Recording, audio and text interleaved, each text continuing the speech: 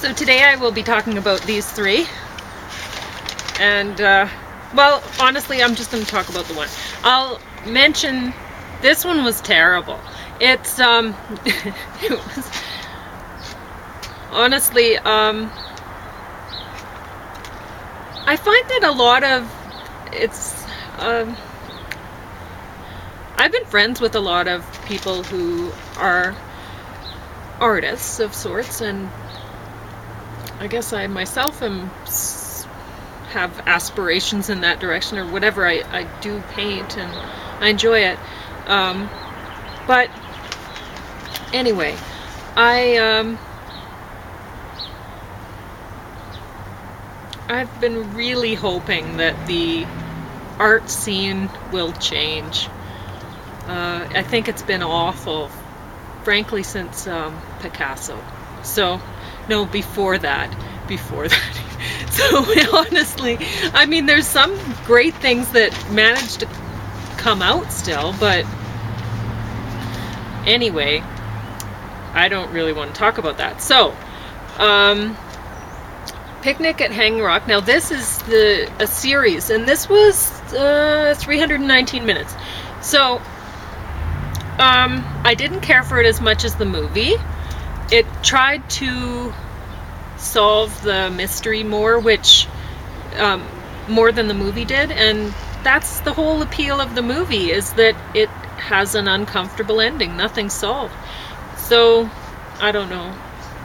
That's not as enjoyable as the movie, and plus it's way longer. So, I don't know if anybody would want to watch this. So, I'll put these two down. Put this there. So, Eating Animals. This is a documentary, and it says it's an eye-opening look at the environmental, economic, and public health consequences of factory farming. And I expected to hate watching it. I expected there would be, it would not be the sort of thing that one would want to watch while eating dinner, say. But it turned out they didn't force you to watch a lot of horrific images or anything like that, but they did. It's actually, this was the best documentary I've seen of this kind. So, still, the people in this, they seem to think that if you show people the horrors or let them know that what's actually happening, people wouldn't eat the stuff, and that's just not true. I mean, I know for myself, I know that the dairy, I know how dairy animals are treated, and I love cheese, and I have to keep myself away from it. I don't, James, he eats pizza, and I try to not, so I haven't eaten his pizza, but I know for myself that even though I know that the animals have been treated really badly, I still, if I'm offered cheese, I want to eat cheese. This is what I'm saying. So now, I don't happen to want to eat hamburger, but if I did, then I doubt that would change me. Do you see what I'm saying? So, I don't know. I mean, it also comes down to, I really think that there's, like, for me, when I've done an elimination diet, I found that I cannot have dairy, because I'm actually, I have a sensitivity to dairy, which I didn't know about. But when you're sensitive to, if you have like a slight allergy or whatever to certain foods, you are actually more prone to eating them. So the things that you think that you crave most may not actually be the most healthy for you. It might be just the opposite. And so and that's just looking at it from your natural, like, genetic predisposition to something, right? Now, this is, when you think about the agriculture industry, think about all the drugs that are being pumped into the animals and what kind of addictive consequences this might have on who's eating them, right? So if you look at that too, and then think, okay, wait a minute, then if people still, if they really like eating steak, say, and then they have all the additives, we'll say, that go into making that steak, and then the person's having to fight against that also. I mean, I don't know. I think it's a little bit naive to believe that you show people the horrors and they'll just cut off, whatever. But anyway, I am glad that they made this documentary, and I think everyone should watch it. You could eat it while you're eating dinner, or watch it while you're eating dinner, if you felt like it, I suppose. But anyway, they showed hog barns and lagoons. Someone annoyed me by using the word virtually. Because if you've watched my blog, you know that I don't like people using virtually, because it actually means not in fact. Virtual reality is not reality. So when people use virtually, they should know better. Anyway, unless you're talking about virtual reality, then sure.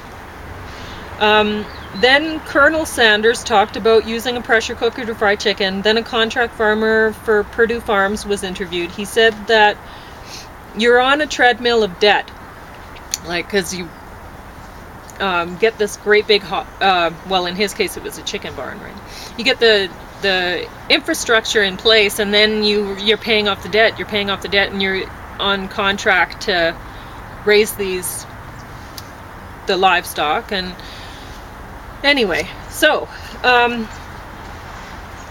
then we see machines turning live chickens into corpses for people to eat. Then we see the operation of a free-range pig farmer.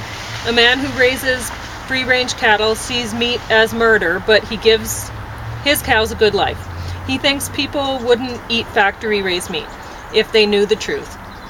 Turkey farmer says that turkeys aren't naturally stupid. The turkey that people eat today are genetically altered with obesity genes, and they can't even sexually reproduce naturally anymore. They're all artificially inseminated. Tyson's farmers suffer, and those farmers who don't meet weight quotas are penalized, and then that is used to give bonuses to the farmers who are at the top. So neighbors are against neighbors.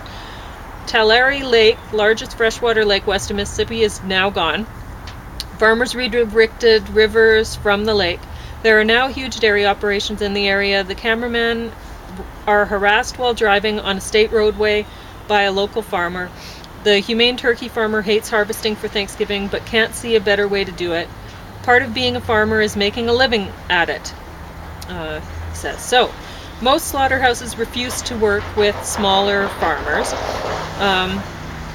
U.S. Meat Animal Research Center there was a vet for half its lifetime. I don't know. I wasn't pausing or rewinding or anything, and so I'm not sure. You want to check the information out for yourself. And he was banned 8 to 9 months ago, before he was on this, and but he had tenure, so he wasn't fired, just transferred. It turned out he couldn't handle knowing about what was going on in that research center anymore. One experiment was where a heifer was trapped in a headlock while 5 bulls raped her to death. Her Achilles tendons ruptured and her legs broke. So I guess what they do to... he explains better in there. I don't know. I don't know anything about that sort of thing. He started documenting things. There's a brand that's at stake, and they definitely want to fight for that. A contract worker spoke out about Purdue Farms. And I've heard about that film that went viral too. You probably have also. When his video went viral, Purdue showed up at his farm and said that his farm conditions weren't up to their quality. He said, "How can I be at the top grade of the tournament and be below standard?" And then there was somebody quoted, "We process 19,000 hogs a day." That's a slaughterhouse. In some states, you take a photo on a farm and it's a felony.